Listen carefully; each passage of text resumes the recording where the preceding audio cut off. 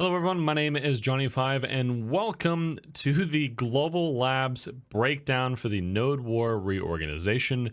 We're going to try to keep this as quick and easy as possible. We want this to be something you guys can quickly understand, so we're going to jump right into it. So first, there's going to be a YouTube video that you can watch if you would like to go through it yourself and watch as KR explains it, but I'm going to go ahead and summarize it here as quick and easily as possible. So first, before Nodewar time, I believe it's going to be 1 hour before Nodewar. Some of this is rough translation, so bear with me. You can pick a region as the guildmaster to which you would like to fight on.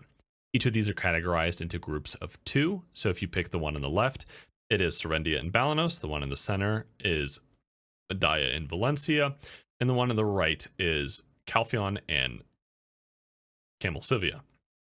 For the sake of keeping this short and sweet, the left one will be considered T1s, the middle one will be considered T2s, and the right one will be considered T3s as we go through this video. T1s are capped at 35 participants with 1 merc, T2s are capped at 70 participants with 3 mercs, and T3s are capped at 100 participants with 5 mercs. There's also gear for uncapped and capped content for these. T1s is about Balanos siege caps as of current. T2s is about T4s, and T3s will be uncapped.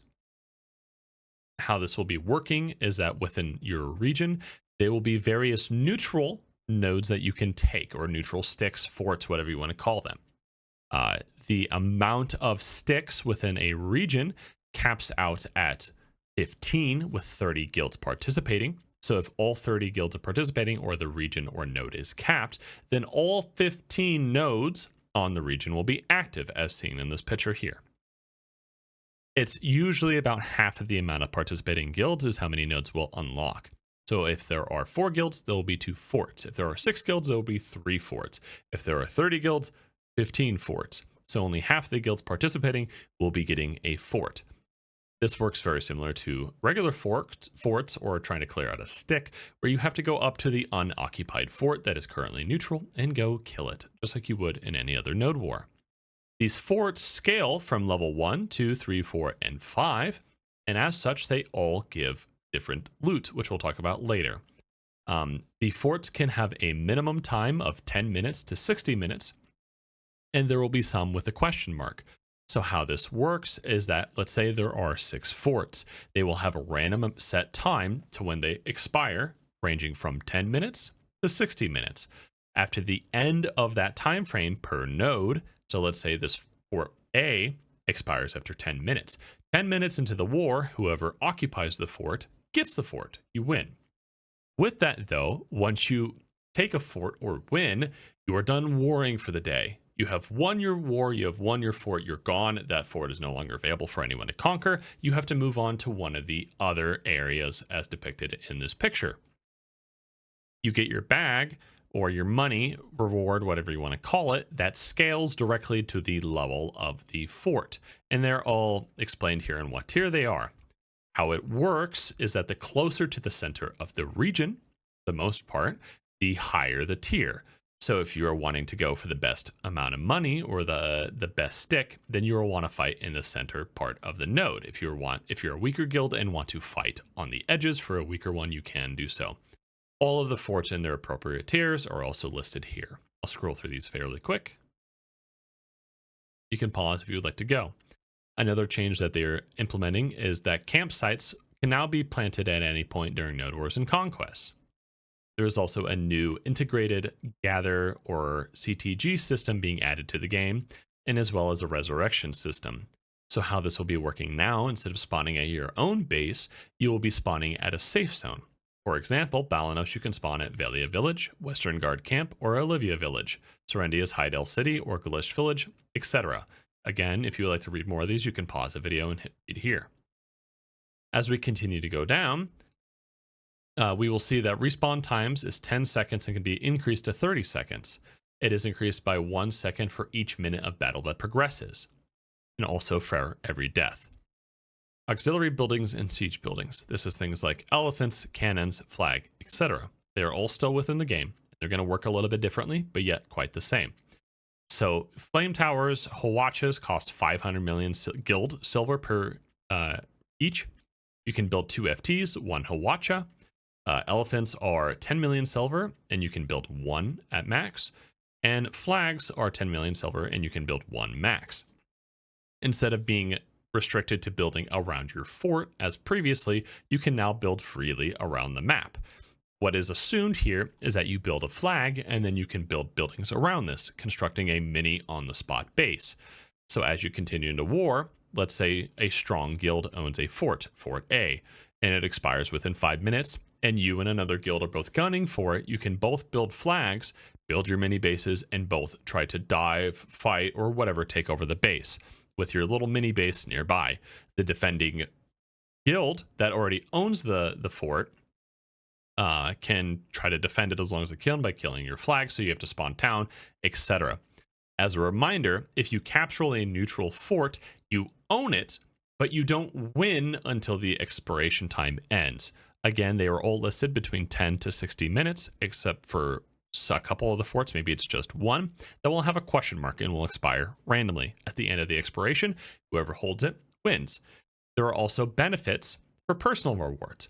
So we're not exactly sure how this works just due to translation, but from what I'm guessing based on how it is worded, 20 people, the top 20 people with most command post killed, 10 for forts, 15 for gates, 1 for deployments, maybe flags, the number 1 person with the most amount of player kills, and the 1 with the most amount of siege weapon kills.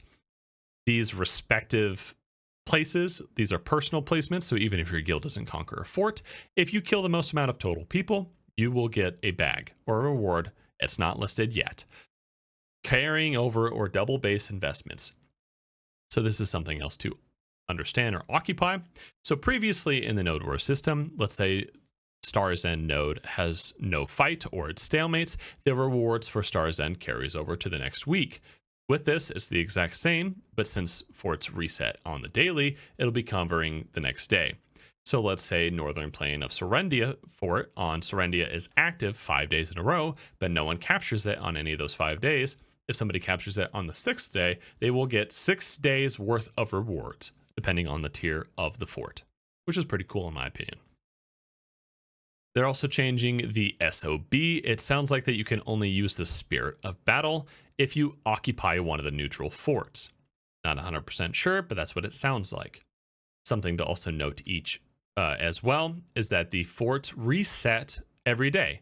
So if I take Northern Plains of Serendia on Tuesday, on Wednesday, when you go back to fight on Serendia again, the fort is unoccupied and you can try to retake it. If you get a fort, you get a buff just like now where you get a grind buff to the region. If you capture multiple nodes within a region, it does not stack, but instead refreshes. So if I capture a fort on Tuesday in Serendia, I get a buff for the region until the following Tuesday.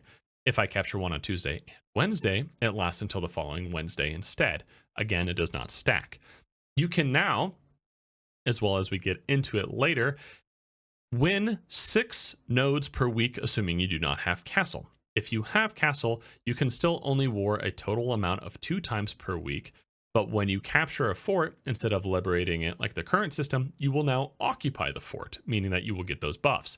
These buffs for these regions work very, very similarly or exactly like castle from how they're worded, so you can go above the 300% drop rate.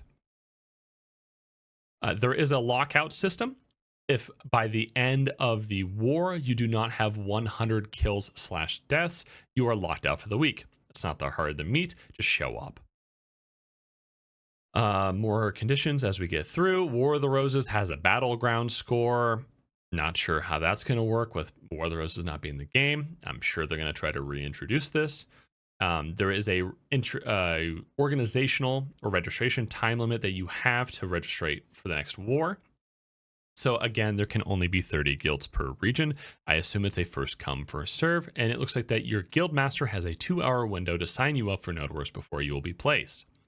They introduce a new song into the game, which is pretty nice. I will have it in the video as well at the end. A couple of other things. There's some Agris changes, which is cumulative, and you can now see it in the central market. And there's a couple of knowledge changes and some bug fixes. For the most part, though, I'm going to go ahead and give another TLDR in case you just missed some things. So the nodes T1, T2, and T3 are as follows. T1 is low caps about Balano Siege. T2 is mid caps about T4 Node Wars. And T3 is uncapped. T1 currently has a participant maximum of 35 people. T2's has a maximum of 70 people. And T3's has 100 people.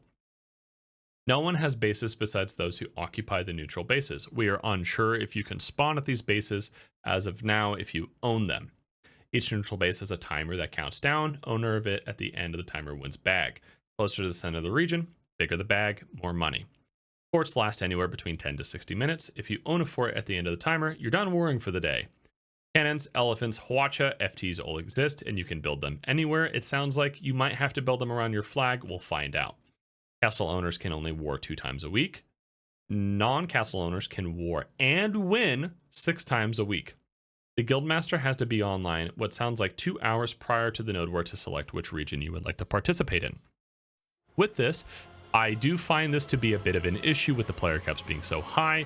I have made a forum post to try to convince PA to lower the amount of participants in Node War. The link will be down in the subscription if you would like to upvote that and help out with that. Other than that, if you have any questions, feel free to DM me on Discord or ask in the Node War Hub. I go by Johnny5 as well, JONNEYFIVE for Discord if you would like to ask any questions. Otherwise, I'll see all of you guys later, and thank you for participating and watching this video.